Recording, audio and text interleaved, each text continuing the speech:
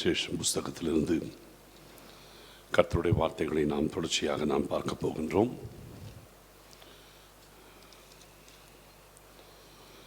நேற்று தினத்திலே சந்தை சபை குறித்த செய்தியில்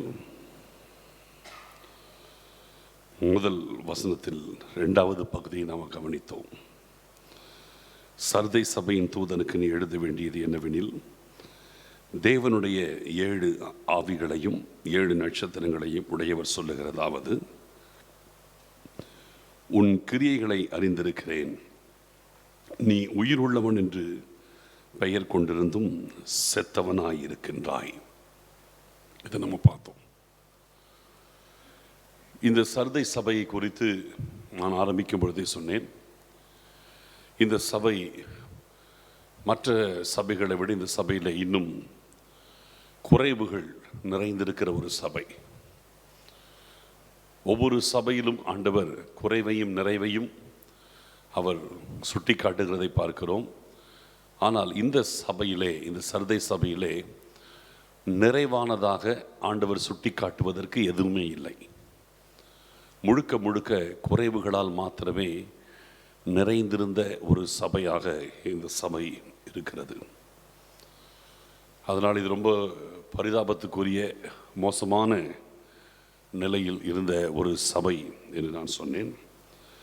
இன்றைக்கு ஆண்டவர் அதனுடைய அடுத்த குறைவுகளை சொல்லுகிறதையும், அந்த குறைவிலிருந்து அவர் வெளியே வருவதற்கான ஒரு உணர்வை அல்லது எச்சரிப்பை ஆண்டவர் கொடுக்கிறதையும் இன்றைக்கி நம்ம பார்க்க போகிறோம். அதற்கு ஒரு எச்சரிப்புன்னு எடுத்துக்கலாம், அல்லது சுட்டி காட்டி ஆண்டவர் கொடுக்கிற ஆலோசனை அப்படின்னு கூட எடுத்துக்கலாம்.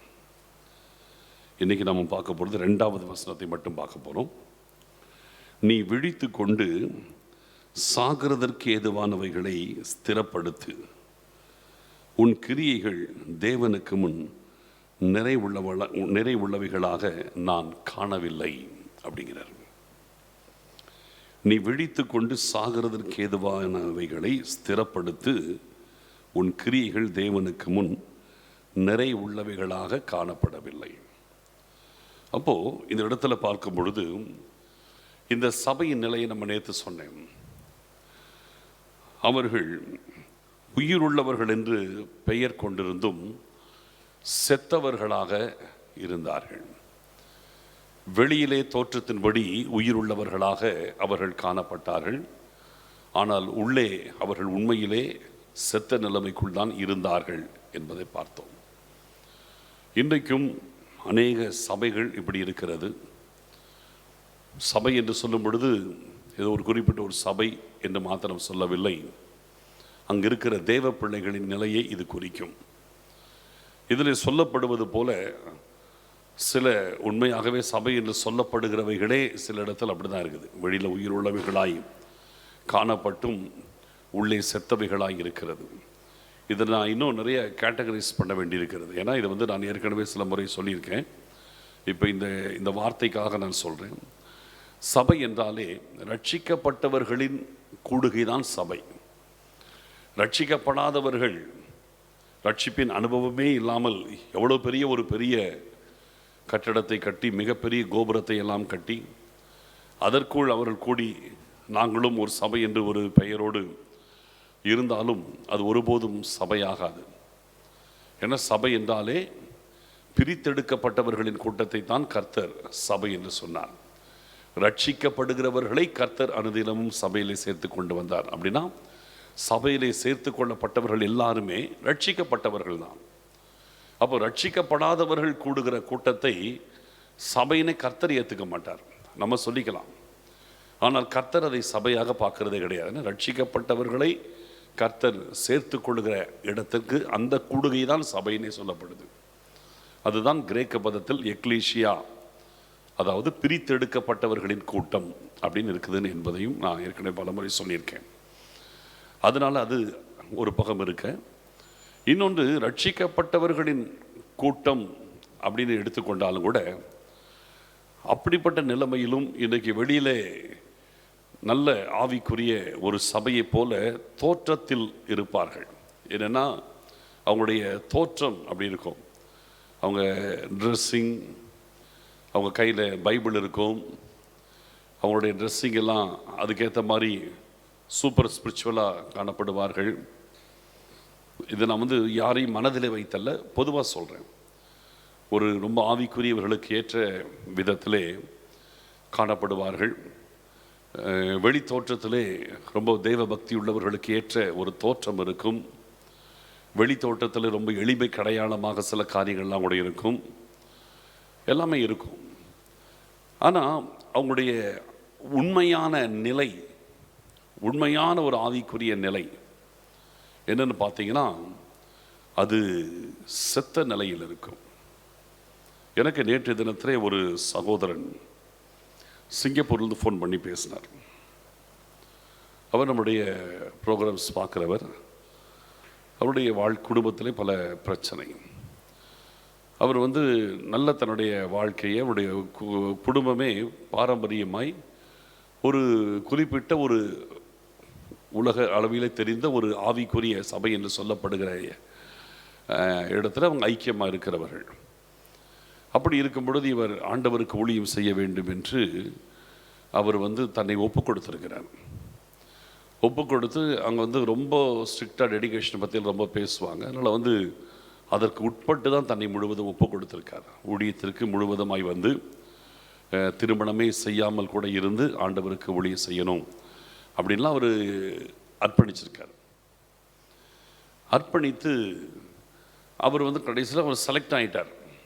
அவருடைய அர்ப்பணிப்பு மற்ற காரியங்கள், வெளிப்பிரகாரமான அவருடைய காரியங்கள் எல்லாம் பார்த்து அவரை வந்து செலக்டும் பண்ணிட்டாங்க. செலக்ட் பண்ணப்பட்டு அவர் அங்கே உள்ளே ஏற்றுக்கொள்ளப்பட்ட பின்பு உள்ளே போய் பார்க்குறாரு. இதை நான் ஒருத்தர் எதுக்கு குறை சொல்வதற்காகல, நேற்று நான் இந்த லைனை கிராஸ் பண்ணதுனால சொல்கிறேன். அப்போ அவர் உள்ளே செலக்ட் பண்ணப்பட்டு உள்ளே போய் பார்க்குறாரு. உள்ளே போனோன்னு அவருக்கு பயங்கர அதிர்ச்சி. என்னன்னா அவர் சொல்கிறார், அவர் சொன்ன வார்த்தை எனக்கு சொல்கிறதுக்கு சங்கடமாக தான் இருக்குது. அவர் சொல்கிறார், உள்ளே வந்து பாவம் நிறைஞ்சிருக்குன்னாரு. அவர் சொன்ன வேறொரு வார்த்தை இருந்துச்சு, இச்சையின் ஆவியினால் நிறைந்திருக்கிறதை நான் உள்ளே போய் பார்த்தேன்னாரு. ஃபஸ்ட்டு வார்த்தை. ரெண்டாவது சொன்னார், உள்ளே போகும்போது ஓயாத சண்டை, ஒருத்தருக்கு ஒருத்தர், எங்கே பார்த்தாலும் ஒரே ஒருத்தருக்கு ஒருத்தர் கசப்பு, எரிச்சல், சண்டை. அதை பார்த்து நான் அதிர்ந்துட்டேன். இப்படி ஊழியத்துக்கு ஒப்புடுத்து உள்ளே வந்துட்டோம். நான் அதை பார்த்து உள்ளே போன பிறகு நான் அதை பார்த்து அதிர்ந்து போயிட்டேன். எனக்கு ஊழியமே வேண்டாம், ஒன்றுமே வேண்டாம் என்று அதை விட்டு வெளியே வந்து விட்டேன் அப்படி சொல்லி என்கிட்ட பேசினார். அவருடைய குடும்பத்திலலாம் பல பிரச்சனைகள் இருக்குது. அதுக்காக என்கிட்ட அங்கேருந்து ஃபோன் பண்ணி ஆலோசனை கேட்டார். நான் என்ன செய்யணும் அப்படின்னு சொல்லி கேட்டார். எதற்காக சொல்லுகிறேன்னா, தோற்றத்திலே, வெளிப்பிரகாரமான தோற்றத்திலே மற்றும் காரியங்களிலே உயிர் உள்ளவர்களாய் காணப்படுகிறவர்கள், ட்ரெஸ்ஸிங்லேயும் மற்றும் வெளியரங்கமான எளிமையான தோற்றத்திலும் மற்றும் பல விஷயங்களிலே, ஆனால் ஆவியிலே, அவங்களுடைய ஆவிக்குரிய வாழ்க்கையில், அவங்களுடைய ஆத்மாவின் நிலை, அதை பார்க்கும் பொழுது செத்தவர்களாக ஜனங்கள் இருக்கிறார்கள். ஆத்மாவிலே பார்க்கும் பொழுது செத்தவர்களாக. இதைத்தான் இந்த இடத்துல கர்த்தர் சர்தை சபையிலே காண்கிறார். வெளியிலே பார்க்கும் பொழுது உயிர் உள்ளவர்கள், ஆனால் உள்ளான ஆண்டவரோடு இருக்கிற உறவிலே செத்து கிடக்கிறார்கள். இந்த சாவு, செத்தது என்பது ஆவிக்குரிய மரணத்தை தான் எப்பொழுதும் வேதம் சொல்லுகிறது. நான் சொன்னேன், நான் நேற்று சொன்னேன், அதெல்லாம் விளக்கமாக சொன்னேன். அப்போது ஆவிக்குரிய மரணம்னா என்ன? ஆண்டவரோடு இருக்கிற நேரடி தொடர்பு துண்டிக்கப்பட்ட நிலை. ஆத்மா ஆண்டவரோடு கொண்டிருக்கிற தொடர்பு அற்றுப்போன நிலை, அதுக்கு பேர் தான் செத்த நிலை. இன்றைக்கு நிறைய பேர் வந்து ஆவிக்குரிய வாழ்க்கையில் ஆரம்பத்தில் உயிர் உள்ளவர்களாய் ரட்சிக்கப்படும் பொழுது செத்த நம்முடைய ஆத்மாவுக்கு கர்த்தர் உயிர் கொடுத்த உடனே உயிருள்ளவர்களாய் ஆவிக்குரிய வாழ்க்கையை ஆரம்பிக்கிறாங்க. அப்படிதான் ஆரம்பிக்கிறாங்க.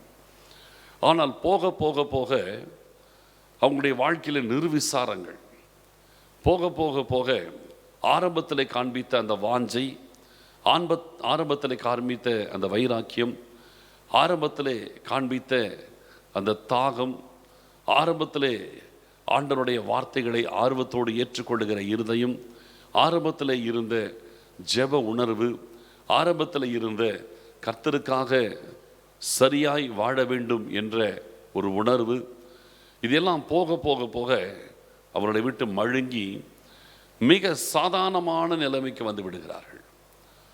அந்த வேத வசனத்தின் மேல் இருக்கிற தாகம் போய் விடுகிறது, தனித்து ஜெபிக்க வேண்டும் என்ற தாகம் போய் விடுகிறது, ஆண்டவருக்காக எதையாகிலும் செய்ய வேண்டும் என்கிற உணர்வு போய் விடுகிறது, ஆத்துமாக்களுக்கு சுவிசேஷம் சொல்ல வேண்டும் என்கிற கடமை உணர்வு அவர்களை விட்டு விலகி போய் விடுகிறது.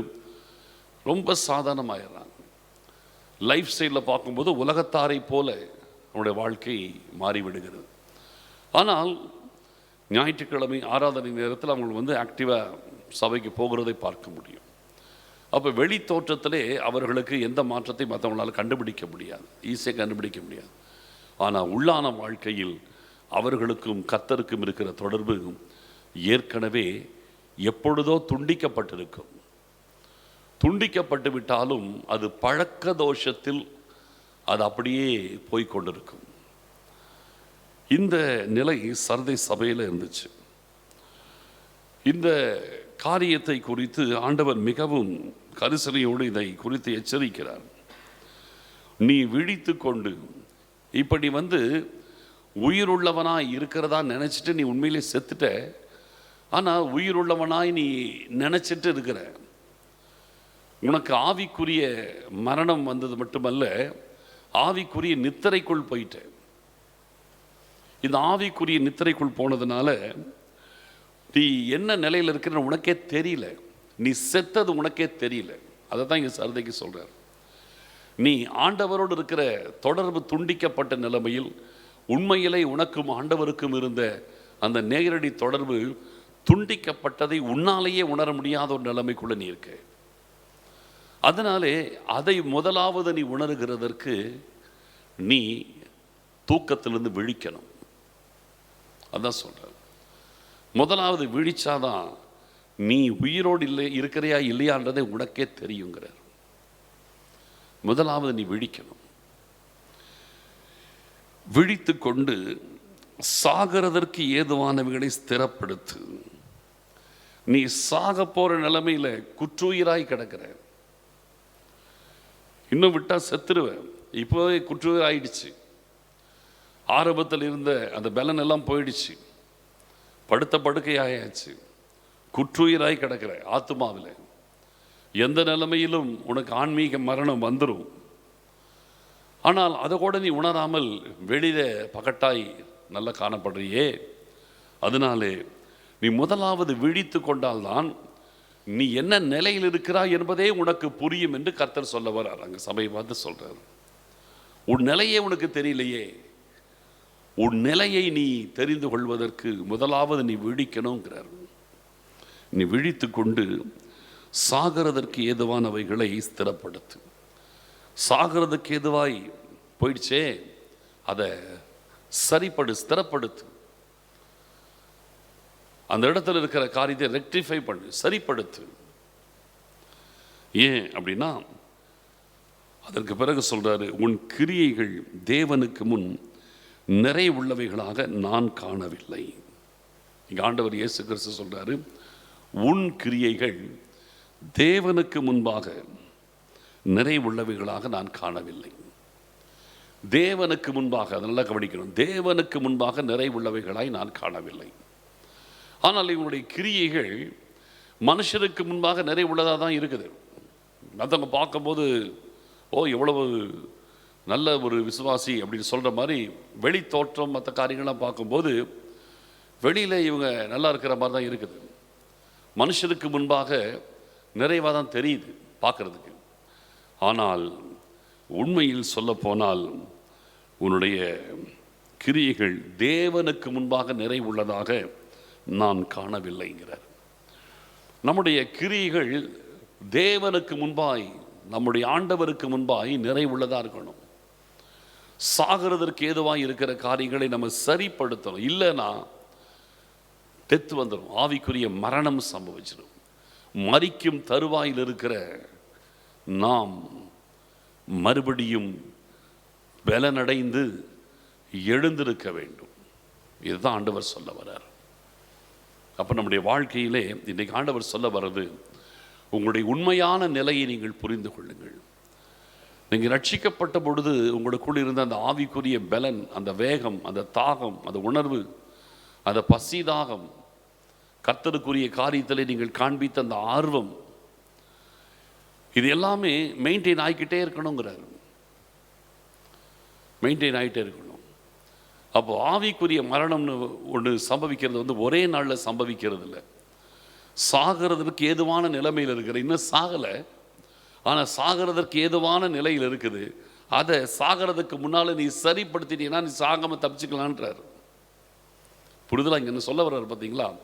இவன் நல்ல ஆரோக்கியமாகவும் இல்லை, செத்தும் போல, ரெண்டுக்கும் இடைப்பட்ட நிலைமையிலே, சாகிறதற்கு ஏதுவான நிலைமையிலே, டேஞ்சரஸ் கண்டிஷன் இருக்கிறாங்க. புரியுதா? இதுதான் ரொம்ப மோசம்.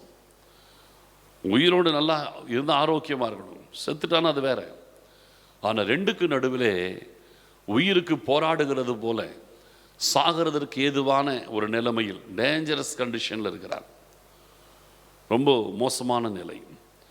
நான் சொல்லுகிறேன், இன்றைக்கு உங்களுடைய ஆவிக்குரிய நிலை எப்படி இருக்கிறது? கொஞ்சம் யோசிச்சு பாருங்க. உங்கள் ஆவிக்குரிய நிலைமையில் ஆரோக்கியமாக இருக்கீங்களா? ஆரோக்கியமாக இருக்கீங்களா? கொஞ்சம் யோசிச்சு பாருங்க. ஆரோக்கியமாக இருக்கீங்களா?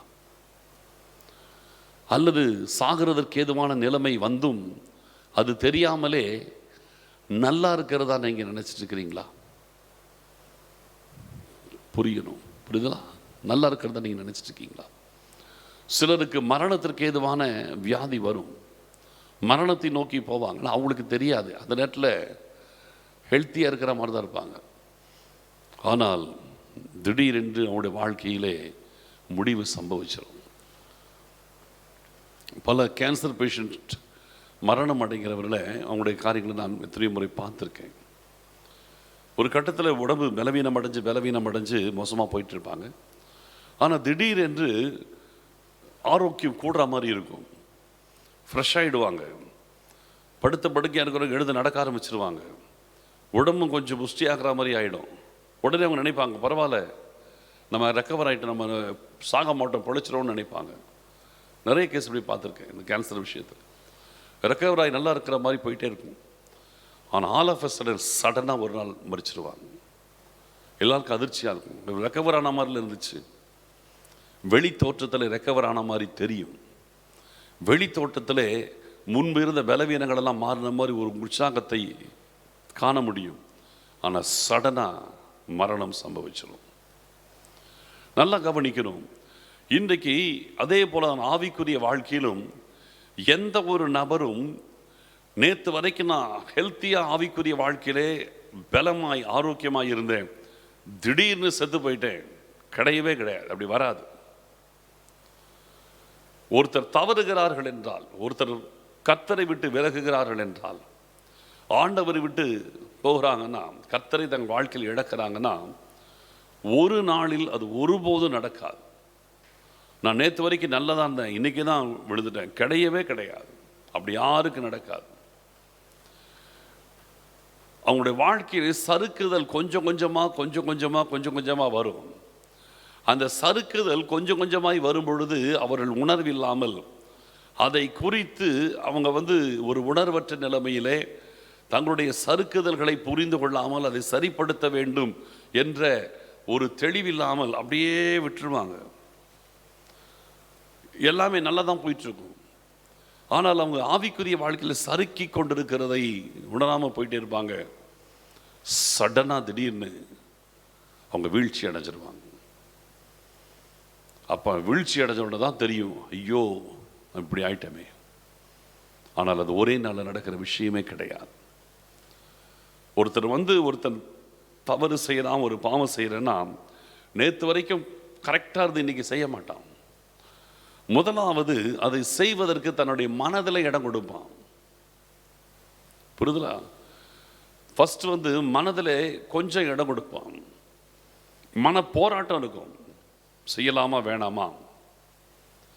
ஏதாவது ஒரு விஷயம், ஒரு தவறான காரியம், ஒரு பண விஷயத்தில் உண்மை இல்லாத காரியம், ஏதோ ஒரு காரியம், அது எப்படி வேணா இருக்கலாம்.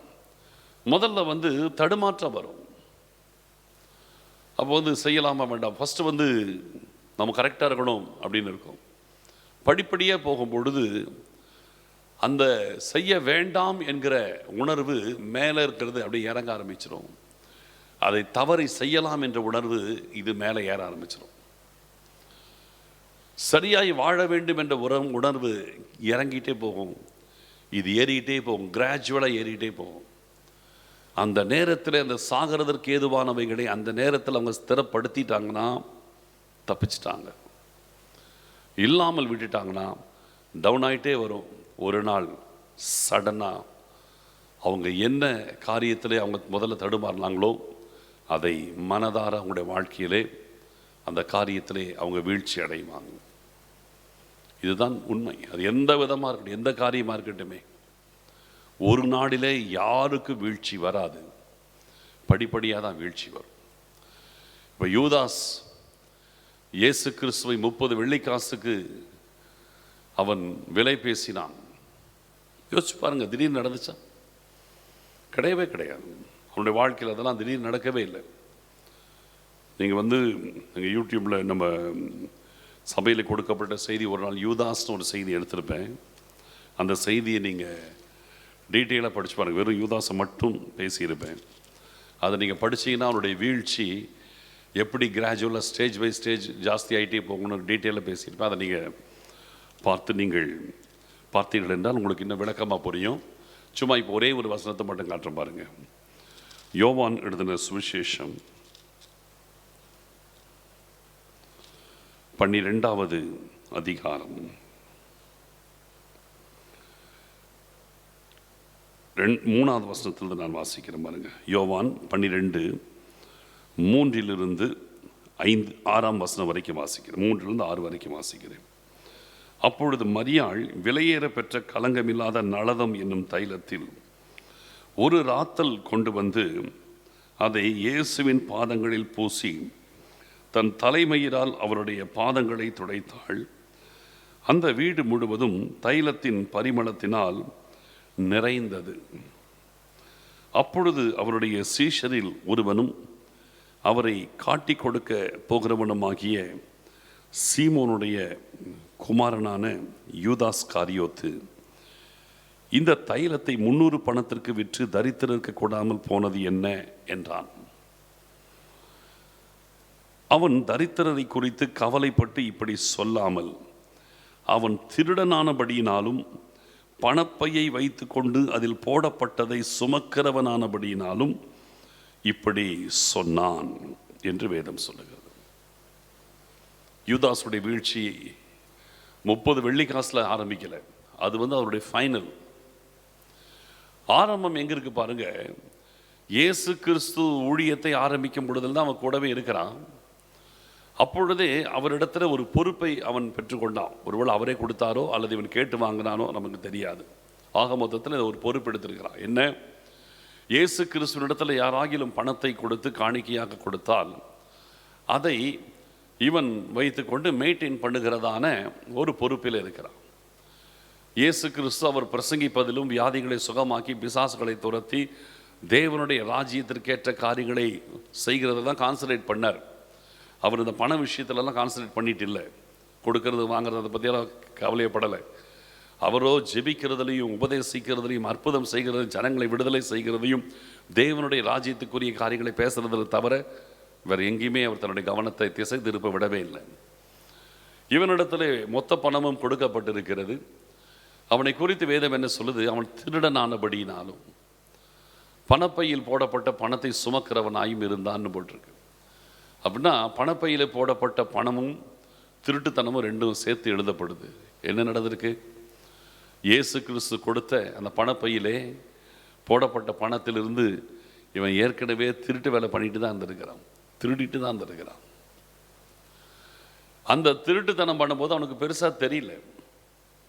சரி, நம்ம திருடினா இயேசு கிறிஸ்துவுக்கு தெரியாது போல இருக்கு, அவருக்கு தெரியாமல் கொஞ்சம் எடுத்தால் யாருக்கு தெரிய போகுதுன்னு சொல்லி அவன் கொஞ்சம் கொஞ்சமாக திருடி இருப்பான். அந்த காரியம் ஆரம்பித்தது அவனை கடைசியில் கொண்டு போய் இயேசு கிறிஸ்துவையே விலை பேசுகிற லெவலுக்கு அவனை கொண்டு போய் நிற்க வச்சிருச்சு. இது ஒரு நாள் சம்பவம் கிடையாது. திடீர்னு 30 வெள்ளிக்காசுக்கு போய் விலை பேசிட்டான், கிடையவே கிடையாது. ஆரம்பத்திலிருந்தே அவனுடைய வாழ்க்கையில் தவறு இருந்துச்சு.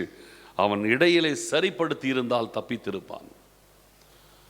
கர்த்தருடைய பந்தி அந்த நேரத்திலே என்னோடு கூட தாளந்திலே கையிடுகிறவனை என்னை காட்டி கொடுப்பான் அப்படின்னு ஆண்டவர் சொல்லும் பொழுது உடனே அவன் உணர்வடைஞ்சு, ஐயோ ஆண்டவரே, நான் தானே இந்த தப்பு செய்ய இருந்தேன் என்று தன்னை ஒப்பு கொடுத்து தானே அவன் தப்பிச்சிருப்பான். ஆண்டவர் சுட்டி காட்டார், உணர்த்துறாரு. எல்லாரும் நானோங்கும் போது இவனும் போய் நானோன்ட்டு தான் நிற்கிறானே தவிர இவனுக்கு தெரியும் தான் தான் செய்ய போறேன்னு அவனுக்கு தெரியும். ஆனால் அவன் அதை உணரலையே. காலம் கடந்து விடுகிறது. நல்லா கவனிக்கணும். நம்முடைய வாழ்க்கையிலே சாகிறதற்கு ஏதுவானவைகள் ஒரே நாளில் வராது. படிப்படியாய் ஆவிக்குரிய பலவீனங்கள் பலனடைந்து கொண்டே போகும். கடைசியில் ஒரு நாள் அது மரணத்தை ஏற்படுத்தும். அந்த குறைவுகள், அந்த பலவீனம் வரும் பொழுது உடனடியாய் ஆண்டவரிடத்தில் வந்து நீங்கள் சரிப்படுத்தி கொண்டீர்கள் என்றால் நீங்கள் பிழைத்து விடுவீர்கள். ஆவிக்குரிய மரணம் சம்பவிக்காது. ஆனால் அதை குறித்து உணர்வில்லாமல் அதில் அப்படியே டிராவல் பண்ணும்போது கடைசியில் ஒரு நாள் அவளுக்கு சடனாக மரணம் வரும். அன்னைக்கு யாருமே காப்பாற்ற முடியாது. இன்றைக்கு உங்கள் ஆவிக்குரிய நிலை என்ன? அதை நான் கேட்குறேன். அன்றைக்கு சர்தை சபை குறித்து ஆண்டவர் சொன்னார். இன்றைக்கும் நாம் சபையின் காலத்தில் இருக்கிறோம். அப்போ இந்த சபையின் காலத்தில் இருக்கிற நம்மை பார்த்து அன்றைக்கு சர்தை சபைக்கு சொன்ன அதே காரியத்தை தான் இன்றைக்கி நம்மளை பார்த்து ஆண்டவர் சொல்கிறார். நீ உயிர் உள்ளவன் என்று பெயர் பெற்றும் செத்தவனாய் இருக்கிறாயினார் முதல்ல. ரெண்டாவது, நீ விழித்து கொண்டு சாகிறதற்கு ஏதுவானவைகளை ஸ்திரப்படுத்து. உன் கிரியைகள் தேவனுக்கு முன்பாக நிறைவுள்ளவைகளாக நான் காணவில்லைங்கிறார். அப்போ இன்னைக்கு ஸ்திரப்படுத்துங்கள், உங்களை ஸ்திரப்படுத்துங்கள். வீழ்ச்சி என்பது எங்கே ஆரம்பிக்கும்? நான் இப்போ சொல்கிறேன் உங்களுக்கு சில விஷயத்தை. இப்போ ஒருத்தர் நல்ல ஸ்பிரிச்சுவல் லைஃப்பில் இருக்கிறான். இப்போ நான் இது வரைக்கும் சிம்டம்ஸ் தான் சொன்னேன். என்ன? முதலாவது, அவன் வீழ்ச்சி ஒரே நாளில் வராது. முதல்ல அதை செய்வதற்கு சிந்திக்கிறதற்கு இடம் கொடுக்கிறான். புரியுதுங்களா? அந்த தவறான காரியத்தை செய்வதற்கு சிந்தனைக்கு அவன் இடம் கொடுக்கிறான். அதுக்கு சிந்தனையிலே அப்ரூவல் கொடுக்கிறான். அடுத்தது சின்னதாக செய்யலாம். இப்போ யூதாஸ் பாருங்க, அவன் பணப்பையை ஏன் வாங்கி வச்சுக்கணும்? இயேசு கிறிஸ்து அப்போ பணத்தை வச்சுட்டு செலவு பண்ணி இது பண்ணுறதே அதுவே தனக்கு ஒரு பாரமாக நினைச்சார். ஊழிய விஷயத்தில் இதெல்லாம் அவர் டிஸ்டர்ப் பண்ணும், தேவையில்லாமல் தன்னுடைய நேரத்தையும் கவனத்தையும் திசை திருப்புன்றதை அவர் உணர்ந்தார். அதனால் அவர் அந்த டச், அந்த லைன்கே போல அவர். அப்படி இருக்கும் பொழுது யூதாஸ் அதை சந்தோஷமாக இந்த பொறுப்பை எடுத்துட்டு இருக்கிறான்னா, அவனுக்கு அந்த பணப்பையை சுமந்து கொண்டு இருக்கிறதுலே ஒரு ஆர்வம். பையில் நிறைய காசு இருக்குது, அதிலே ஒரு ஆர்வம், அதை சுமக்கிறதுல ஒரு ஆர்வம். ஏன்னா அதன் மேல் அவனுக்கு ஆசை இருக்குது. அதனால் அதை சுமக்கிறது அவனுக்கு சுமையாக தெரியல. இன்னைக்கு நிறைய பேர் எப்படி இருக்காங்க? நம்ம பேங்க் பேலன்ஸ் இவ்வளோ இருக்குது, அதை நினைக்க ஒரு சந்தோஷம். நம்ம பாக்கெட்டில் இவ்வளோ பணம் இருக்குது, அதை நினைக்கும் போதே ஒரு சந்தோஷம். நம்ம பர்ஸில் இவ்வளோ பணம் இருக்குது, அதை நினைக்கும் போதே ஒரு சந்தோஷம் இருக்கிறாங்க. அப்போ அதை கையில் சுமக்கும் போதே ஒரு சந்தோஷம், அந்த பண ஆசை. அப்போ அதன் பிறகு அவன் ஃபஸ்ட்டு சின்னதாக தான் பிளான் பண்ணுறான். என்ன? கொஞ்சம் திருடிக்கலாம், நம்ம எடுத்துக்கலாம், எடுத்துடலாம். அப்போ அவனுக்கு அது பெருசாக தெரியல.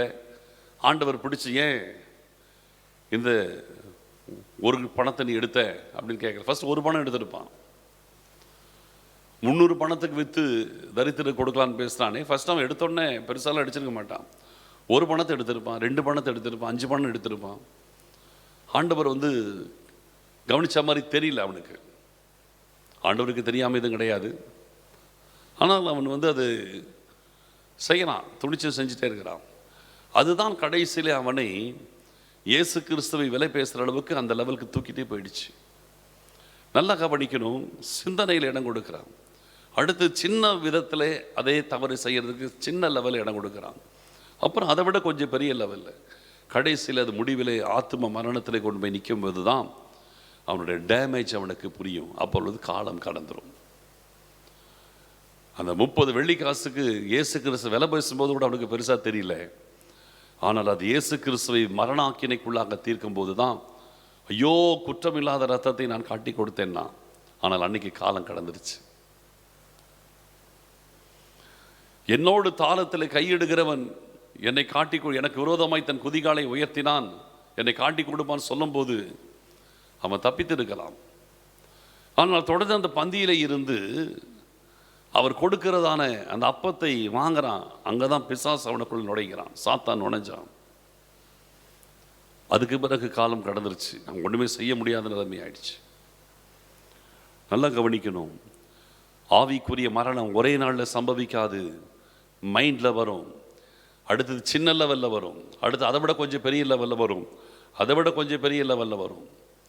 முடிவிலே அது மரணத்தில் கொண்டு போய் நிற்க வைக்கும். ரொம்ப கவனமாக இருங்க.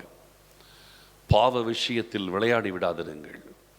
கேர்லெஸ்ஸாக இருந்துடாதீங்க. சின்ன விஷயம் தானே, யாருமே நம்மளை கேட்கலையே அப்படின்னு அட்வான்டேஜ் எடுத்துடாதீங்க. கண்டிப்பாக அது உங்களை மரணத்தில் கொண்டு போய் நிற்க வச்சிடும். புரிதல், ரொம்ப கேர்ஃபுல்லாக இருக்கணும். சரி, இப்போது இந்த விஷயத்தை நம்ம எப்படி சரி பண்ணணும், அதுதான் இங்கே சொல்ல வர. சாகிறதற்கு ஏதுவானவைகளை ஸ்திரப்படுத்தினர். அப்போ ஏதோ ஒன்று சரிப்படுத்தணும். அப்போ வீழ்ச்சிங்கிறது ஏன் நல்லா தானே இருக்கிறான், நல்லா இருந்தவனுக்கு எப்படி திடீர்னு இந்த தவறான காரியத்தை செய்யணும்னு மனசு வந்துச்சு? இப்போ நான் யூதாஸ் விஷயத்தை எடுத்துக்குவோம், இல்லை பொதுவாக எடுத்துக்குவோம். யூதாஸ் நல்லா தானே ஃபஸ்ட்டு ஊழியத்தில் வந்தான், சேர்ந்தான். அப்படி இருக்கும் பொழுது இவனுக்கு ஏன் இந்த சர்க்கிள் எப்படி ஸ்டார்ட் ஆச்சு? இயேசு கிறிஸ்துவுக்கு 12 சீஷர்கள் இருந்தாங்க. இதில் பார்த்தீங்கன்னா பேதுரு கொஞ்சம் துணிச்சலானவர், துருத்துன்னு ஒரு காரியத்தை செய்கிறவர். அது சில நேரத்தில் என்ன சொல்றதுன்னா, ஒரு அவசர கதியிலே அவசரப்பட்டு ஒரு நிதானம் இல்லாமல் செயல்படுகிற நபராக இருந்து அவர் சில நேரத்தில் தப்பு செஞ்சு வாங்கி கட்டிக்குவார். ஆனால் அது ஆண்டவருக்கு முன்பாக பெரிய பாதகமாக இருக்காது. உதாரணத்துக்கு எடுத்துட்டிங்கன்னா, இயேசு கிறிஸ்து கடலின் மேல் நடந்து வரார். மத்தேயு 14ஆம் அதிகாரத்தில் பார்த்தீங்கன்னா தெரியும். இயேசு கிறிஸ்து 4ஆம் ஜாபத்தில் கடலை நடந்து வரார். எல்லாரும் பயந்து அலறாங்க. ஐயோ ஆவேசம், ஏதோ ஒரு ஆவி நினச்சி அலறாங்க. ஆனால் அந்த நேரத்தில் பேதுரு மட்டும் கேட்குற, ஆண்டவரே நீரே ஆனால் நானும் உம்மிடத்தில் வருகிறதற்கு எனக்கு அனுமதித்தா உத்தரவு கொடுன்னு கேட்டான். யாருமே கேட்கல, 11 பேர் கேட்கல, ஒருத்தன் கேட்டான். ஆண்டவர் வான்ட்டார், நடந்துட்டான். உலகத்திலேயே வரலாற்றிலேயே சமுத்திரத்தின் மேல் நடந்தது 2 பேர் தான். ஒன்று இயேசு கிறிஸ்து, அடுத்தது பேதுரு. வேற யாருமே கிடையாது. சமுத்திரத்தை பிளந்து கொண்டு நடந்தார்கள், நதிகளை பிளந்து கொண்டு நடந்தார்கள். ஆனால் அதுக்கு மேலே யாரும் நடக்கலை. இயேசு கிறிஸ்துவும் பேதுருவும் மட்டும்தான் அந்த காரியத்தை செஞ்சாங்க. எவ்வளோ பெரிய சக்சஸ்! ஆனால் அதே பேதுரு பாருங்க, அந்த அவசர கதையில் ஒரு காற்று அடித்த உடனே தடுமாறி மேலே பார்க்குறான், உள்ளே சறுக்கி தண்ணிக்குள்ள மூழ்கிறான். ஆண்டவரே ரட்சையும். உடனே ஆண்டவர் கையை பிடித்து, அற்ப விசுவாசியே ஏன் சந்தேகப்பட்டாய் அப்படின்னு எல்லாருக்கும் முன்னாடி அவனை திட்டி அவனை தூக்கி மறுபடியும் படகுக்கு நேரம் கூட்டிட்டு போறாரு. கடலின் மேல் நடந்தான் என்ற ஒரு மிகப்பெரிய ஒரு அற்புதத்தை கண்டவனும் அவன்தான். எல்லாருக்கும் முன்பாக அற்ப விசுவாசின் திட்டு வாங்கினவனு அவன்தான். 2 எக்ஸ்ட்ரீம் அவனுக்கு இருக்கும். ஆனால் இதெல்லாம் பெரிய விஷயம் கிடையாது, இதெல்லாம் பெரிய வீழ்ச்சின்னு சொல்ல முடியாது. ஒரு அவசரத்தில் நடந்து அவ்வளோதான். இதெல்லாம் பெரிய பாவமோ அல்லது பின்மாற்றம்லாம் கிடையாது. இதெல்லாம் ஒரு நிதானமற்ற ஒரு நடவடிக்கை, அவ்வளோதான். ஆனால் ஒரு நபருடைய வாழ்க்கையில் இப்போ பாருங்கள், இந்த பேதுருலாம் இப்படி இருக்கிறாங்க, அப்படி விடுவாங்க, எழுதிருப்பாங்க, அப்படின்னு போயிட்டே இருக்கும். யோவானை பாருங்க, அவரை பற்றி 4 காஸ்பல்லையும் எங்கேயுமே இயேசு கிறிஸ்து எந்த இடத்துலையும் அவர் திட்டின மாதிரி இருக்காது, அவர் குறை சொன்ன மாதிரி ஒரு வார்த்தை கூட இருக்காது. இன்னொன்று, யோவானுடைய சகோதரன் யாக்கோபு, அவரும் பாருங்க இயேசு கிறிஸ்துவோட அந்த க்ளோஸ் சர்க்கிள் இவங்க 3 பேர் தான் இருப்பாங்க, பேதுரு, யாக்கோபு, யோவான். அவர் மலையின் மேல் ஏறி மறுரூபமாகும் போது அங்கேருந்து 3 பேர் இருப்பாங்க. கெத்செமனே தோட்டத்திலே கர்த்தர் வெளியே 9 பேரை நிற்க வச்சு 3 பேரை உள்ளே கூட்டிட்டு போவார். அந்த 3 பேர் யாருன்னா இவங்க 3 பேர் தான். யவீருவின் மகள் மரித்த பொழுது அந்த பிள்ளையை உயிரோடு எழுப்புவதற்கு இந்த 3 பேர் தான் கூட்டிட்டு போவார். ஏன் யூதாஸுக்கு அந்த சான்ஸ் கிடைக்கல? இல்லை, யோசிச்சு பார்க்கணும். இவங்க 3 பேருக்கு அந்த ஆர்வம் இருந்துச்சு. அந்த ஆர்வத்தை மெயின்டைன் பண்ணிக்கிட்டே இருந்தாங்க. ஆண்டவரும் அவங்களை க்ளோஸாக வச்சுட்டே இருந்தார். ஆர்வம் இல்லாதவனை ஆண்டவர் க்ளோஸாக வைக்க முடியல. நல்லா கவனிக்கணும். ஆர்வம் உள்ளவர்கள் ஆண்டவரோடு க்ளோஸாக இருக்க முடியும். ஆர்வம் இல்லாதவர்கள் ஆண்டவரும் க்ளோஸாக வைக்க முடியாது, இவங்களுக்கும் க்ளோஸாக போக முடியாது. அதையும் புரிஞ்சுக்கணும். ஆண்டவரும் அவங்கள க்ளோஸாக வச்சுக்க முடியாது, இவங்களுக்கும் ஆண்டவரோட க்ளோஸாக போய் இருக்கவும் முடியாது. அப்போ இந்த வீழ்ச்சி எங்கே ஆரம்பிக்க தெரியுங்களா? க்ளோஸ்னஸ் முதல்ல போகும், அப்புறம்தான் தவறுகள் நுழைய உள்ள. ஆண்டவரோடு இருக்கிற நெருக்கம் போன பிறகு தான் தவறுகள் எல்லாம் அந்த இடத்துல நிரப்பி அந்த இடத்துல ஃபில் பண்ண ஆரம்பிச்சிடும். அப்போ இப்போ நான் க்ளோஸ்னஸ் அப்படின்னு நான் சொல்கிறது எது அப்படின்னு கேட்டிங்கன்னா, ஜெப வாஞ்சை, தனி ஆண்டவருடைய பிரசன்னத்திலே இருக்கிற அந்த ஜெப வாஞ்சை, வேதத்தை தாகத்தோடு தியானித்து தன் வாழ்க்கையை பரிசுத்தப்படுத்தி கொள்ளுகிற அந்த உணர்வு, இதெல்லாம் தான் முக்கியம். இது குறையும் போது தான் வேண்டாதவைகள் அந்த இடத்தை பிடிச்சிடும். பரிசுத்தத்தின் மேல் இருக்கிற தாகம் போச்சுன்னா அசுத்தம் அந்த இடத்தை நிரப்பிடும். ஆண்டவரோடு இருக்கிறதான அந்த தாகம் போச்சுன்னா வேற ஒருத்தர் அந்த இடத்தை நிரப்பிடுவான், அல்லது அவனுடைய காரியங்கள் நிரப்பிடும். பண ஆசை நிரப்பிடும், பொருளாசை நிரப்பிடும், இச்சைகள் பாவங்கள் அந்த இடத்தை நிரப்பிடும், வேண்டாதவைகள் நிரப்பிடும். தவறான மோசமான நபர்கள், துன்மார்க்கர், பாவிகள், பரியாசக்காரர், இப்படிப்பட்டவனுடைய ஐக்கியம் நிரப்பிடும். ஒருத்தர் ஆண்டவரோடு கரெக்டாக இருந்தான்னா இப்படிப்பட்ட ஆட்களை சற்று விளக்கிய வச்சிருப்பான், யாரும் இவனை பக்கத்தில் வரவிட மாட்டான். ஆனால் ஒருத்தர் ஆவிக்குரிய வாழ்க்கையில் குறையிறான்னா அதனுடைய அடையாளம் என்ன தெரியுங்களா? இப்படிப்பட்ட ஆட்களோடு அவனுக்கு நெருக்கம் வந்துடும். துன்மார்க்கர், பாவிகள், பரியாசக்காரர், வேண்டாத வெட்டி கதை பேசுகிறவங்க, வீணா டைமை வேஸ்ட் பண்ணுறவங்க, இவங்களுடைய நெருக்கம் அவனுக்கு வந்துடும். ஆனால் ஆண்டவரோடு இருக்கிறவன் பார்த்தீங்கன்னா இதெல்லாம் தள்ளி இருக்கும். ஆண்டவரோடு மட்டும்தான் அவன் டைம் ஒதுக்குவான், மற்றதுக்கு அவன் டைம் ஒதுக்கிறதுக்கு அவனுக்கு முடியாது, ஒதுக்க விருப்பமே இருக்காது. ஆனால் இது குறையும் போது தான் இந்த ஸ்பிரிச்சுவல் ஃபெலோஷிப், ஆண்டவரோடு இருக்கிற ஃபெலோஷிப் குறையும் போது தான் வேண்டாத ஃபெலோஷிப்ஸ் உள்ள வரும். அதான் நடக்குது. அப்போ ஒருத்தருடைய வீழ்ச்சி எங்க ஆரம்பிக்குதுன்னு கேட்டீங்கன்னா, வெளியில இல்லை, ஃபர்ஸ்ட் உள்ள ஆரம்பிக்குது. உள்ளே அந்தரங்கத்தில், வெளிப்படைய கிடையாது, அந்தரங்கத்தில் தான் ஒருத்தருடைய வீழ்ச்சியின் ஸ்டார்டிங் பாயிண்ட் அந்தரங்கத்தில் தான் வரும். அது அந்த குறிப்பிட்ட நபருக்கும் கர்த்தருக்கும் தான் தெரியும், வேற யாருக்கும் தெரியாது. அது என்னன்னா அவங்களுடைய ஜெப வாழ்க்கை, வேதத்தை தனித்து ஆண்டவருடைய சமூகத்தில் வாசித்து தியானித்து தன்னை பரிசுத்தப்படுத்தி கொள்ளுகிற அந்த நிலை, இது போகும். இது போக ஆரம்பித்த பிறகுதான் மற்றதெல்லாம் வேண்டாததான் உள்ள நுழைய ஆரம்பிக்கும். அப்போ சாகிறதற்கு ஏதுவானவைகளை ஸ்திரப்படுத்து. நீ விழித்து கொண்டு, இப்போ நீ விழிப்படைஞ்சிருங்கிறாரு. உன் ஜெப வாழ்க்கை போனதை பற்றி உனக்கு பெரிய அளவுக்கு உனக்கு அலர்ட்னஸ் வரல. வேதத்தை தியானிக்கிறதுல இருந்த அந்த ஆர்வம் குறைஞ்சதை பற்றி அது ஒரு பெருசாக தெரியல. ஜெபத்தின் மேல் இருந்த அந்த ஆர்வம் குறைஞ்சதை பற்றி அது பெருசாக தெரியல. இப்போ தெரியாது. ஒரு கட்டத்தில் ஆண்டவரை இழக்கும் போது அன்னைக்கு காலம் கடந்துடும். இப்போ சொல்கிறாரு, உன் ஜெப நிலையிலிருந்து நீ குறைஞ்சிருக்கிறதை குறித்து விழிச்சுக்கோங்கிறார் ஆண்டவர் நம்மளை பார்த்து. நீ விழித்து கொண்டு சாகிறதற்கு ஏதுவானவைகளை ஸ்திரப்படுத்து. நீ விழித்து கொண்டு சாகிறதற்கு ஏதுவானவைகளை ஸ்திரப்படுத்து. இப்போ அதை சாகிறதற்கு ஏதுவானவைகளை ஸ்திரப்படுத்துகிறதற்கு 2 காரியத்தை உங்களுக்கு நான் சொல்லி முடிக்க போகிறேன். 2 விஷயங்கள். நம்ம விழித்து கொண்டு சாகிறதற்கு ஏதுவானவைகளை ஸ்திரப்படுத்துவதற்கு நம்ம கவனிக்க வேண்டிய 2 விஷயங்கள். வசனத்தின் அடிப்படையிலே நான் காண்பிக்கிறேன். அப்படியே சாதாரணமாக சொன்னேன், இப்போ வசனத்தின் அடிப்படையிலே உங்களுக்கு நான் காண்பிக்கிறேன். முதலாவது ஏசாயா தீர்க்க தரிசன புஸ்தகம் 35வது அதிகாரம். ஏசாயா தீர்க்க தரிசன புஸ்தகத்தில் 35வது அதிகாரம் 3வது வசனத்தை நான் வாசிக்கிறேன், கவனித்துக் கொள்ளுங்கள். ஏசாயா 35:3. தளர்ந்த கைகளை திடப்படுத்தி தள்ளாடுகிற முழங்கால்களை பலப்படுத்துங்கள். தளர்ந்த கைகளை திடப்படுத்தி தள்ளாடுகிற முழங்கால்களை பலப்படுத்துங்கள்ங்கிறார். தளர்ந்த கைகளை திடப்படுத்த வேண்டும். இந்த தளர்ந்த கைகளை திடப்படுத்துதல் அப்படின்னா என்ன?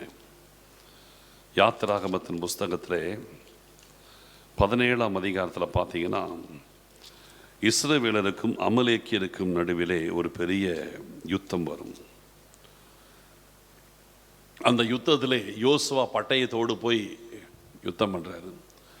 மோசே தன் கரங்களை உயர்த்தி மலையின் மேல் ஏறி தன் கரத்தை உயர்த்தி கொண்டிருக்கிறார். அப்பொழுது மோசையின் கை உயர்ந்திருக்கும் பொழுது இஸ்ரவேலர்கள் ஜெயித்தாங்க. மோசையின் கை தளரும் பொழுது அமலேக்கியன் ஜெயித்தான். வாசிக்கிறேன் பாருங்க. யாத்திராகமம் 17ஆம் அதிகாரம் 11-12 2 வசனங்கள். மோசே தன் கையை ஏறெடுத்திருக்கையில் இஸ்ரவேலர் மேற்கொண்டார்கள். மோசேயோட கை உயர்ந்திருக்கும் பொழுது இஸ்ரவேலர்கள் மேற்கொண்டார்கள். அவன் தன் கையை தாழ விடுகையில் அமலேக்கு மேற்கொண்டான். அவன் கை தளரும் போது அமலேக்கு ஜெயிக்கிறான். இவன் கை உயர்ந்திருக்கும் பொழுது இஸ்ரவேல் ஜெயிக்கிறார்கள். மோசையின் கைகள் அசந்து போயிற்று. மோசைக்கு கை அசந்து போச்சு. இன்னைக்கு நிறைய பேருக்கு அப்படிதான், கை அசந்து போயிடுது. கர்த்தருக்கு நேராய் உயர்த்தப்பட்ட அந்த கரங்கள் அசைந்து போய் விடுகிறது. அசந்து போயிடுறாங்க, டயர்டாயிடுறாங்க, ஜெபத்தில் டயர்டாயிடுறாங்க. மோசையின் கைகள் அசந்து போயிற்று. அப்பொழுது அவர்கள் ஒரு கல்லை கொண்டு வந்து அவன் கீழே வைத்தார்கள். அதன் மேல் உட்கார்ந்தான். ஆரோனும் ஊரும் ஒருவன் ஒரு பக்கத்திலும் ஒருவன் மறுபக்கத்திலும் இருந்து அவன் கைகளை தாங்கினார்கள். இவ்விதமாய் அவன் கைகள் சூரியன் அஸ்தமிக்கும் வரைக்கும் ஒரே நிலையாய் இருந்தது. மோசே தனியாக கையை உயர்த்திட்டே இருக்கும் பொழுது ஒரு கட்டத்தில் அசந்து போய் கை தளருது. கை இறங்கும் பொழுது அமலேக்கியன் ஜெயிக்கிறான். கஷ்டப்பட்டு கையை தூக்கி பிடிக்கும் போது இஸ்ரவேலர்கள் ஜெயிக்கிறாங்க. ஒரு கட்டத்துக்கு மேலே மோசைக்கு முடியல, கை தளர்ந்துட்டே இருக்குது. ஆரோனும் ஊரும் பார்க்குறாங்க, மோசையினால் முடியல தெரியுது. உடனே ஒரு கல்லை கொண்டு வந்து கீழே போட்டு மோசை அதன் மேலே உட்கார வச்சுட்டு 2 பேரும் மாற்றி மாற்றி மோசையோட கையை தூக்கி தூக்கி பிடிச்சாங்க. மோசையின் கையினால் நிற்க முடியல. ஆனால் இவங்க 2 பேரும் சேர்ந்து, ஆரோன் கொஞ்ச நேரம் மோசை கையை தூக்கி பிடிக்கிறாரு. ஆரோனுக்கும் கை வலிக்குது. உடனே ஊர் வந்துடுறாரு. அவர் வந்து நான் கொஞ்ச நேரம் உயர்த்தி பிடிக்கிற, மோசை கையை பிடிக்கிறாரு. 2 பேரும் அவர் கொஞ்சம் ரெஸ்ட் எடுத்துக்கிறாரு. இப்படி இவங்க 2 பேரும் சப்போர்ட் கொடுக்க கொடுக்க மோசையின் கையை ஒரே நிலையிலே வைக்கிறாங்க. இஸ்ரவேலர்கள் ஜெயித்தாங்க. இந்த கைகளை உயர்த்துதல், தள்ளாடுகிற முழங்கால்கள் இல்லையா, தளர்ந்த கைகளை திடப்படுத்தி தள்ளாடுகிற முழங்கால்களை பலப்படுத்துங்கள். இது ஜெப ஜீவிதத்தை குறிக்கும். தனியாக மோசையினால் நிற்க முடியாமல் தளர்ந்து வரும் பொழுது 2 பேர் ஹெல்ப் பண்ணாங்க அவனுடைய கைகளை ஒரே நிலையில் வைக்க. உங்களுக்கு தனியாக ஜெபிக்கும் போது நீங்கள் தளர்ந்து போகிறீங்க.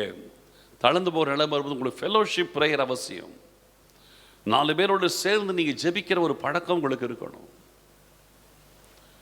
நீங்கள் தனியாக ஜெபிக்கிறீங்க, உங்களுக்கு டயர்ட் ஆகுது, சேர்ந்து ஜெபிக்கணும். யாராவது தேவ பிள்ளைகளோடு ஐக்கியம் இருக்கணும். நீங்கள் இங்கேயும் அங்கேயும் ஓடிக்கிட்டே தேவ பிள்ளைகளோட ஐக்கியம் இல்லாமல் பணம் சம்பாதிக்கிறதுலேயே ஓடிக்கிட்டே இருந்தீங்கன்னா சீக்கிரம் தளர்ந்து போயிடுவீங்க. இன்றைக்கி நிறைய பேர் அப்படிதான், எங்கே பிஸியாக ஓடி ஓடி ஓடி ஓடி பணம் சம்பாதிக்கிறாங்க. தங்களுடைய ஜெப வாழ்க்கை குறைந்ததை குறித்து உணரவில்லை.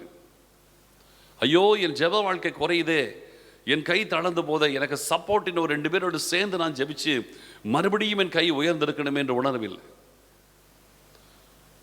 பணம் சம்பாதிக்க ஓடுறது ஓடுறது, பிஸியா ஓடுறது, தன் கை தளர்ந்து கொண்டு போகிறதை உணராமல் ஓடிட்டே இருக்கிறாங்க.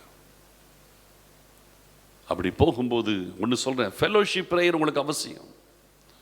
நல்ல ஜெபிக்கிற தேவ பிள்ளைகளோடு ஐக்கியம் கொள்ளணும். ஜெபிக்கிற தேவ பிள்ளைகளோடு ஐக்கியம் கொண்டு சேர்ந்து ஜெபித்து தளர்ந்து போகிற நிலைமையிலே மறுபடியும் தூக்கி நிறுத்துகிறதற்கு அவருடைய உதவி உங்களுக்கு தேவை. ஜெபிக்கிற தேவ பிள்ளைகளோடு உண்மையிலேயே உங்களுக்கு ஐக்கியம் இருக்குதா? ஜெபிங்க. ஜெபிக்கிற தேவ பிள்ளைகளோடு ஐக்கியம் இருக்கணும், ரொம்ப அவசியம். புரிதுங்களா? நான் ஐக்கியம் கொள்ளுகிறேன்.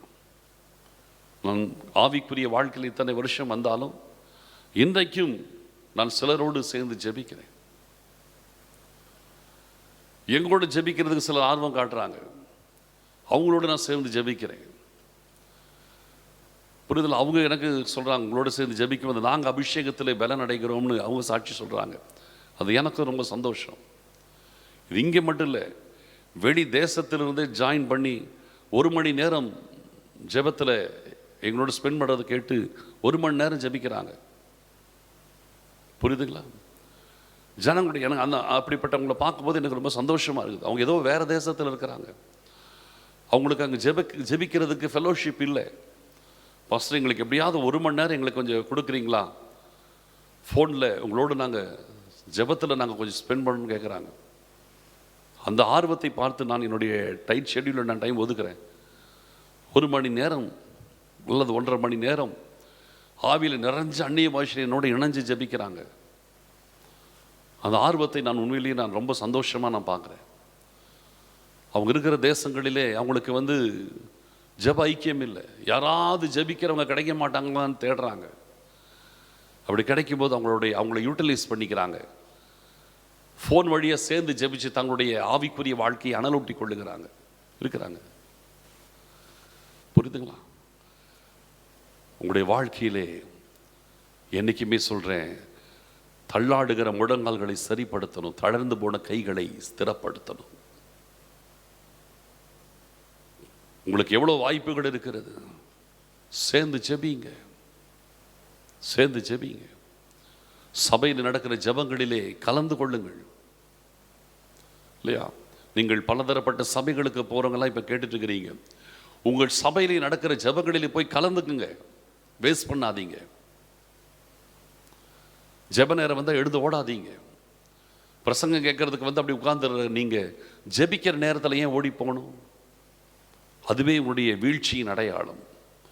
சில பிரசங்கத்தை கேட்டுருவாங்க, ஆனால் ஜெப நேரம் எழுந்து ஓடிடுவாங்க, ஜெபிக்க உட்கார மாட்டாங்க. அதுவே வீழ்ச்சியின் அடையாளம். அப்படி இருக்கக்கூடாது. ஜெபத்தில் நீங்கள் கலந்து கொள்ளுங்கள். உங்கள் சபை, நீங்கள் எந்த சபைக்கு போறீங்க அந்த சபையில் ஜெபத்தில் கலந்து கொள்ளுங்கள். புரியுதுங்களா? ஜெபத்திற்கு முக்கியத்துவம் கொடுங்கள், அது ரொம்ப முக்கியம். சேர்ந்து ஜெபிங்க. நல்ல நம்பகமான தேவ பிள்ளைகள் ஜெப வாஞ்சை உள்ளவங்களோடு ஐக்கியம் வச்சுட்டு சேர்ந்து ஜெபம் பண்ணுங்க. இதெல்லாம் செய்யணும்.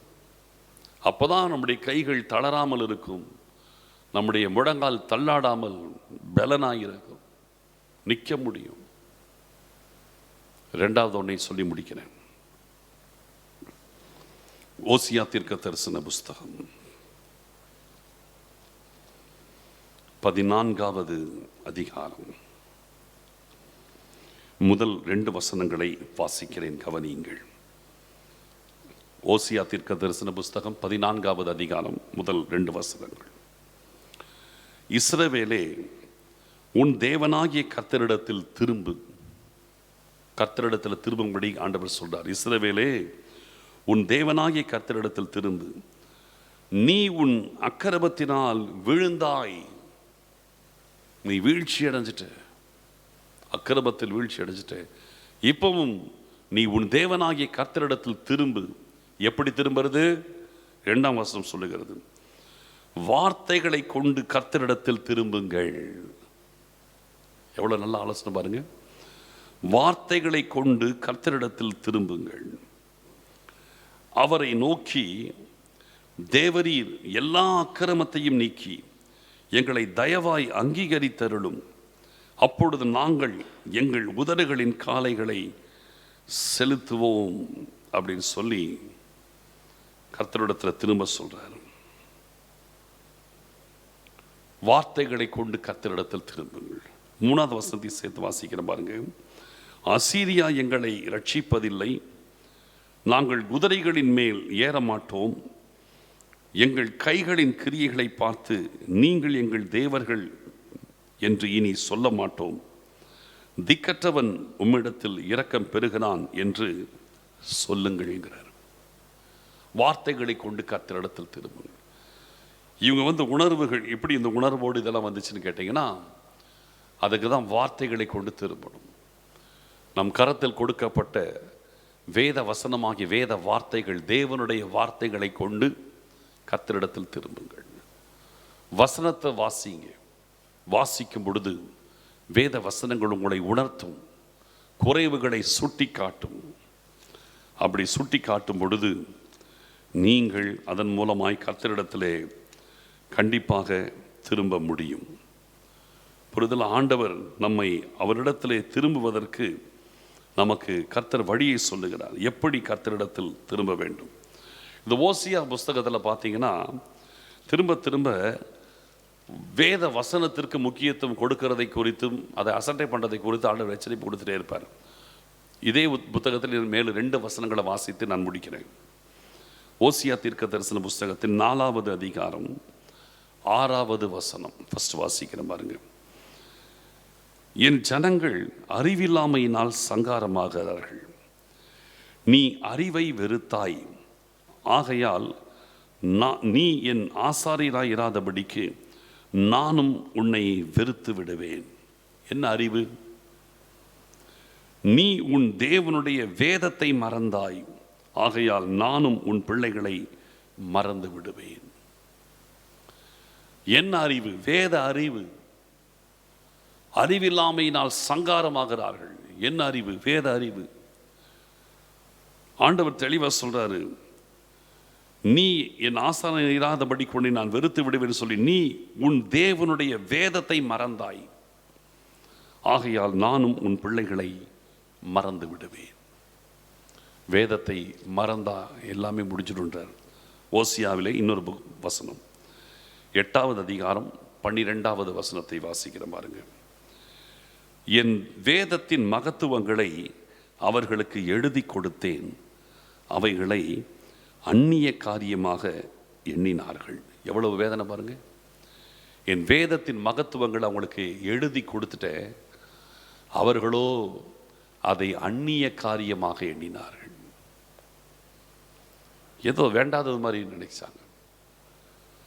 இன்னைக்கு உங்களுக்கு வேத புத்தகம், வேத வசனம் உங்க வாழ்க்கையில் எந்த இடத்துல இருக்குது யோசிச்சு பாருங்க.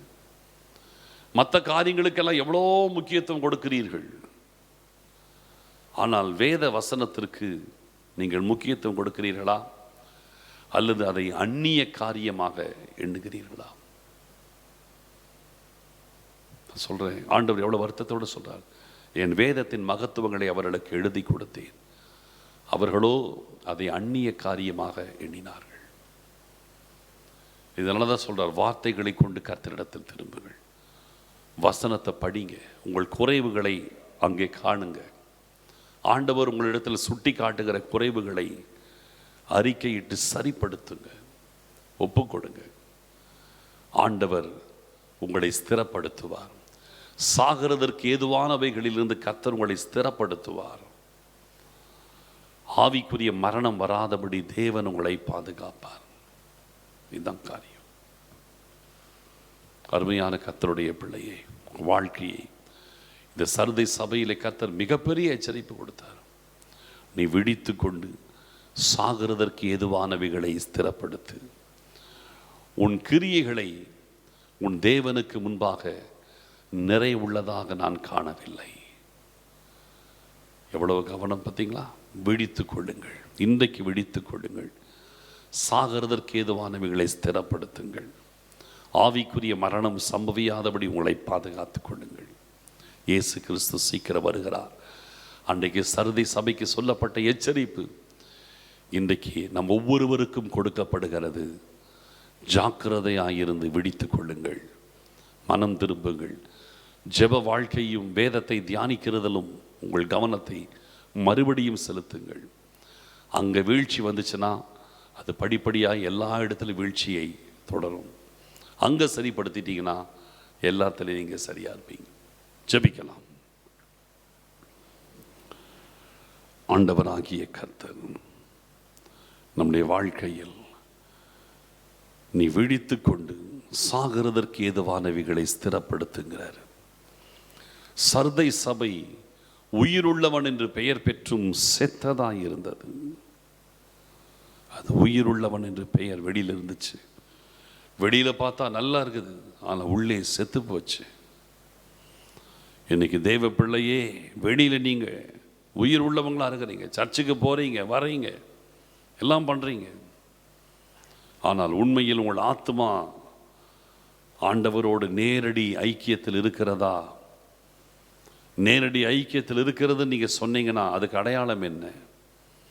தனியாக ஜெபிக்கிறீங்களா? வேதத்தை ஆர்வத்தோடு நீங்கள் வாசிக்கிறீங்களா? இது இருந்துச்சுன்னா நீங்கள் ஆத்மாவிலே உயிரோடு இருக்கிறீங்கன்னு அர்த்தம். இந்த ரெண்டு காரியம் உங்களுக்கு இல்லைன்னா சாகிறதற்கு ஏதுவான நிலைமையில் உங்கள் ஆத்மா ஆபத்தான கட்டத்தில் இருக்கிறது. ஆபத்தான கட்டம். எந்த நிலையில் உயிர் போயிடும். ஆபத்தான கட்டத்தில் இருக்கிறது. அது சாகிறதற்கு முன்பதாக அதை ஸ்திரப்படுத்தி அதை எழும்பி பலப்படுத்துங்கள்.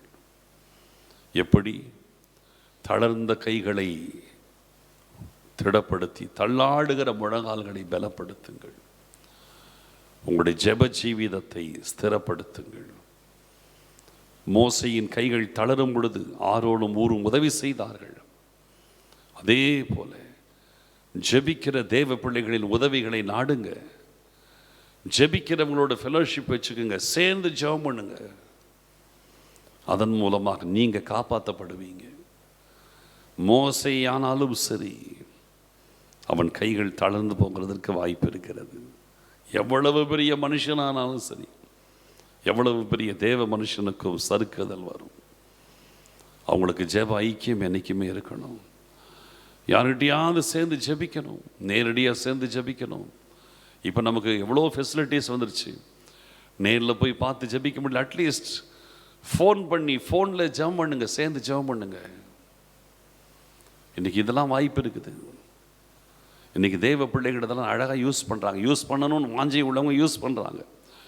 ஏதோ ஒரு கோடியில் உலகத்தில் இருந்து கொண்டு இன்னொரு இடத்துல இருக்கிறவங்களோட கனெக்ட் ஆகி ஜெபிக்கிறாங்க. இதுதான் ஆண்டவருடைய பிள்ளைகளின் அடையாளம். அவங்களுக்கு அது மாதிரி ஒரு ஃபெலோஷிப் இல்லைன்னா தேடி கண்டுபிடிச்சு பயன்படுத்திக்கிறாங்க. இது நல்ல ஒரு அடையாளம். நீங்கள் தனியாக ஜெபிக்கணும். உங்கள் ஜெப வாழ்க்கை காத்துக்கொள்வதற்கு சேர்ந்து ஜெபித்து உங்கள் கை தளராதபடி பாதுகாத்துக் கொள்ளுங்கள். இரண்டாவது, வார்த்தைகளை கொண்டு கர்த்தரிடத்தில் திரும்புங்கள். இஸ்ரவேலே, நீ உன் தேவனாகி கர்த்தரிடத்தில் திரும்பு. எப்படி? வார்த்தைகளை கொண்டு. என் வேதத்தின் மகத்துவங்களை அவர்களுக்கு எழுதி கொடுத்தேன், அவர்களோ அந்நிய காரியமாக அதை எண்ணினார்கள். நீ உன் தேவனாகிய கர்த்தருடைய வேதத்தை மறந்தாய், ஆகையால் நானும் உன் பிள்ளைகளை மறந்து விடுவேன். என் ஜனங்கள் அறிவில்லாமையினால் சங்காரமாகிறார்கள். என்ன அறிவு? வேத வசனத்தின் அறிவு. தெய்வ பிள்ளைகளை இந்த ரெண்டு விஷயத்தில் ஸ்திரப்படுத்துங்கள், நீங்கள் பிழைத்துக் கொள்வீர்கள். கேர்லெஸ்ஸாக இருந்துடாதீங்க, விழித்து கொள்ளுங்கள். ஸ்தோத்திரம் ஆண்டவரே, எங்கள் மகா பரிசுத்தமுள்ள எங்கள் அருமையான பிதாவே, இன்றைக்கு இந்த வார்த்தைகளை கேட்ட ஒவ்வொருவரையும் கர்த்தர் தூக்கி நிறுத்துவதற்காக ஸ்தோத்திரம். ஒவ்வொருவருக்குள்ளும் ஒரு ஆழமான உணர்வை கர்த்தர் இப்பொழுதை ஏற்படுத்துவதற்காக ஸ்தோத்திரம். ஆழமான உணர்வு, என் ஜெப வாழ்க்கையில் வீழ்ச்சி அடைந்திருக்கிறேனே என்ற ஒரு ஆழமான உணர்வை ஆவியானவர் இப்பொழுது ஒவ்வொருவருக்குள்ளும் உருவாக்குவதற்காக ஸ்தோத்திரம். வேதத்தின் மேல் இருக்கிற ஆர்வம் குறைந்து விட்டதை குறித்த ஒரு உணர்வை பரிசுத்த ஆவியானவர் ஒவ்வொருவருக்குள்ளும் உணர்த்துவதற்காக, உருவாக்குவதற்காக ஸ்தோத்திரம். தளர்ந்த கைகளை ஸ்திரப்படுத்தி, தள்ளாடுகிற முழங்கால்களை பலப்படுத்தி, வார்த்தைகளை கொண்டு இடத்தில் திரும்புகிறவர்களாய் கர்த்தர் ஒவ்வொருவரையும் அநேகரை தூக்கி நிறுத்துவதற்காக ஸ்தோத்திரம். ஸ்தோத்திரம் ஆண்டவரே, உங்களுக்கு நன்றி செலுத்துகிறோம். ஸ்தோத்திரம், ஸ்தோத்திரம். இப்போ லைவ்ல கேட்டவர்கள், இனி கேட்க போகிறவர்கள் அத்தனை பேரையும் கர்த்தர் தூக்கி நிறுத்துவதற்காக ஸ்தோத்திரம். உமது நாமம் மகிமைப்படட்டும். சத்து வெட்கப்பட்டு போகட்டும். கர்த்தர் பெரிய காரியங்களை செய்யுங்க, ஆசீர்வதிங்க. ஸ்தோத்திரம். துதி கன மகிமை யாவற்றையும் நாங்கள் உமக்கு மாத்திரம் செலுத்துகிறோம். இயேசு கிறிஸ்துவின் மூலம் ஜெபிக்கிறோம் நல்ல பிதாவே, ஆமேன்.